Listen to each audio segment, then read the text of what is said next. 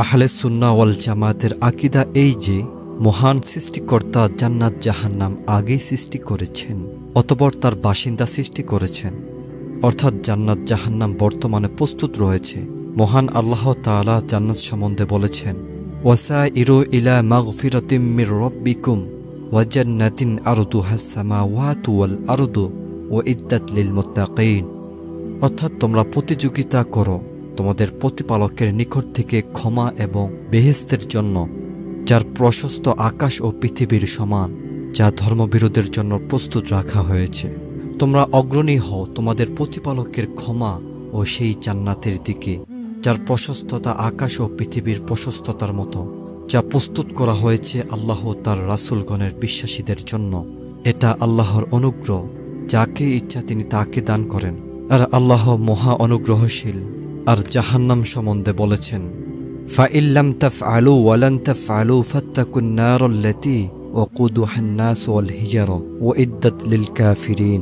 যদি তোমরা না করো এবং কখনোই তা করতে পারবে না, তাহলে সেই আগুনকে ভয় করো, যার ইন্ধন হবে মানুষ এবং পাথর, অবিশ্বাসীদের জন্য যা প্রস্তুত রয়েছে। ওয়াত্তাকুন নারাল্লাতী উইদ্দাত লিল কাফিরিন, অর্থাৎ তোমরা সেই আগুনকে ভয় করো যা অবিশ্বাসীদের জন্য প্রস্তুত রাখা হয়েছে। ইন্না জাহান্নামা কানাত মিরসাদা লিত্তাগিনা মাআবা, অর্থাৎ নিশ্চয়ই জাহান্নাম ওৎপেতে রয়েছে সীমা লঙ্ঘনকারীদের প্রত্যাবর্তন স্থল রূপে। মহানবী সাল্লাল্লাহু আলাইহি ওয়াসাল্লাম মিরাজের রাতে জান্নাত দর্শন করেন। মহান আল্লাহ তাআলা বলেন, নিশ্চয়ই সে তাকে আরেকবার দেখিয়েছিল সিদরাতুল মুনতাহার নিকট, যার নিকট অবস্থিত জান্নাতুল মাওয়া বাসদান। যখন বদরি বৃক্ষটিকে যা আচ্ছাদিত করার ছিল তা আচ্ছাদিত করল, তার দৃষ্টি বিভ্রম হয়নি, দৃষ্টি লক্ষ্যচ্যুত হয়নি। নিঃসন্দেহে সে তার প্রতিপালকের মহান নিদর্শনাবলী দেখেছিল। বরং মহানবী সাল্লাল্লাহু আলাইহি ওয়াসাল্লাম সে রাত্রে জান্নাতে প্রবেশ করেছেন। মহানবী সাল্লাল্লাহু আলাইহি ওয়াসাল্লাম বলেন, তোমাদের কেউ যখন মারা যায় তখন সকাল সন্ধ্যায় তার অবস্থান ক্ষেত্রে তাকে প্রদর্শন করা হয়। জান্নাতি হলে জান্নাতের এবং জাহান্নামী হলে জাহান্নামের। তাকে বলা হয়, এই হলো তোমার থাকার জায়গা, যে পর্যন্ত না তোমাকে কিয়ামতে আল্লাহ তাআলা পুনরুত্থিত করবেন। কবরের হিসাব ও প্রশ্ন সংক্রান্ত দীর্ঘ হাদিসে বর্ণিত হয়েছে, তখন আসমানের দিক হতে এক শব্দকারী শব্দ করেন, আমার বান্দা সত্য বলেছে, সুতরাং তার জন্য বেহেশতের একটি বিছানা বিছিয়ে দাও এবং তাকে বেহেশতের একটি লেবাস পরিয়ে দাও। এছাড়া তার জন্য বেহেশতের দিকে একটি দরজা খুলে দাও।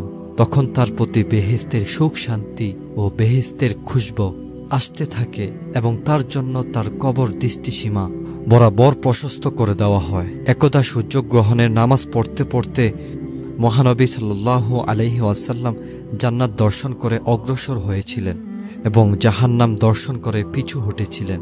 তিনি বলেন, আমি জান্নাতের দুয়ারে দাঁড়ালাম, অতঃপর দেখলাম যারা জান্নাতে প্রবেশ করছে তাদের অধিকাংশ গরিব মিসকিন মানুষ, আর ধনবানদেরকে তখনও হিসাবের জন্য আটকে রাখা হয়েছে। পক্ষান্তরে অন্যান্য জাহান্নামীদেরকে জাহান্নামে নিক্ষেপ করার আদেশ দেওয়া হয়েছে। আর আমি জাহান্নামের দুয়ারে দাঁড়িয়ে দেখলাম যে তারা তাতে প্রবেশ করছে, তাদের বেশিরভাগই নারীর দল। রাসূল সাল্লাল্লাহু আলাইহি ওয়াসাল্লামের কাছে সাহাবীদের কোন কথা পৌঁছল, অতঃপর তিনি ভাষণ দিয়ে বলেন, আমার নিকট জান্নাত ও জাহান্নাম পেশ করা হলো, ফলে আমি আজকের মতো ভালো ও মন্দ একত্রে কোনো দিনই দেখিনি। যদি তোমরা তা জানতে যা আমি জানি, তাহলে কম হাসতে আর বেশি কাঁদতে। সুতরাং সাহাবীদের জন্য সেদিনকার মতো কঠিনতম দিন আর ছিল না।